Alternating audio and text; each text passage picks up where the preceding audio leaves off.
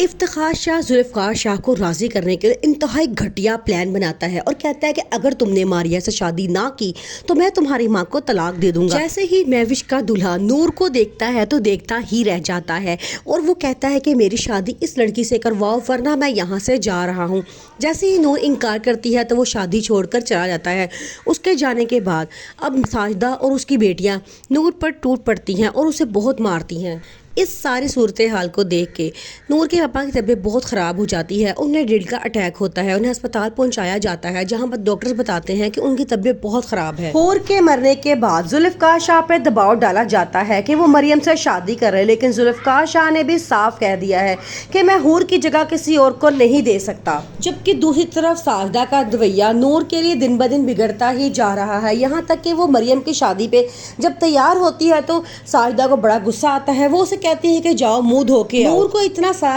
تیار دیکھ کے اس کی پھپھو کے دل کو بہت ٹھیس پہنچتی ہے، وہ بڑا پریشان ہو کے اپنے بھائی سے کہتی ہیں کہ ساجدہ کا ستیلا پن اب اس نور کی حالت میں واضح نظر آ رہا ہے، آپ نے اس کی ذمہ داری تو اٹھائی تھی لیکن اپنی بیٹی کو انصاف نہیں دلا سکے۔ سالار اپنی ماما کے بہت اصرار پر شادی پہ چلا تو جاتا ہے لیکن وہاں فرح اس سے بہت اٹیچ ہونے کی کوشش کرتی ہے، جس پہ اس کو بہت غصہ آتا ہے اور وہ اسے بڑی کھڑی کھڑی سناتا ہے اور کہتا ہے کہ اسی لیے میں تم مڈل کلاس لوگوں کی شادیوں پر آتا ہی نہیں ہوں کہ تم لڑکیاں اس طرح کی حرکتوں پہ اتر آتی ہو۔ جس پہ آگے سے فرح اسے کہتی ہے کہ میں تمہیں بہت پسند کرتی ہوں اور تم سے شادی کرنا چاہتی ہوں، اور سالار اسے بہت بری طرح ٹھکرا کے وہاں سے چلا جاتا ہے۔ ذوالفقار شاہ اس وقت جذبات اور حقیقت کے بیچ الجھ چکا ہے۔ حور کی موت نے اس کے اندر ایک ایسا زخم چھوڑ دیا ہے جو ہر سانس کے ساتھ گہرا ہوتا جا رہا ہے، لیکن سب سے دردناک بات یہ ہے کہ اس کو آج تک یہ یقین نہیں آتا کہ حور اسے کبھی چھوڑ کر بھی جا سکتی ہے، اس لیے ذوالفقار کا دل ایک ہی بات کو بار بار پکارتا ہے،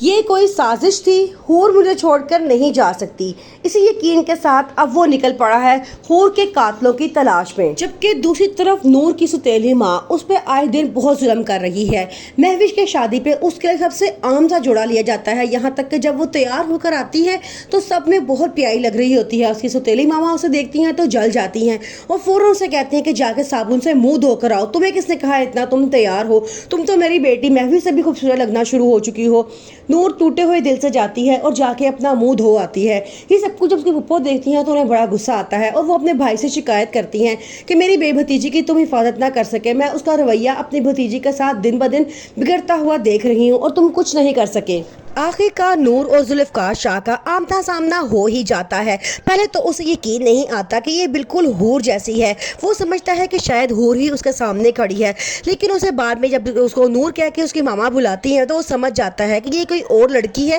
لیکن ہو بہو حور جیسی ہی ہے۔ ذوالفقار شاہ کے پاپا جو پہلے ہی چاہتے تھے کہ ذوالفقار شاہ کی شادی مریم سے ہو جائے، وہ کہتے ہیں کہ اب ذوالفقار شاہ کو حور کو بلا کر اپنی زندگی میں آگے بڑھنا چاہیے، لیکن ذوالفقار شاہ ابھی بھی حور کی یادوں میں ہی گم ہے۔ دوسری طرف سالار شاہ جو ایک گنڈا اور بدماش ٹائپ کا انسان ہے، لوگوں کو ہراساں کرنا، ان کو تنگ کرنا، شراب نوشی کرنا، سب اس کی عادات میں شامل ہے۔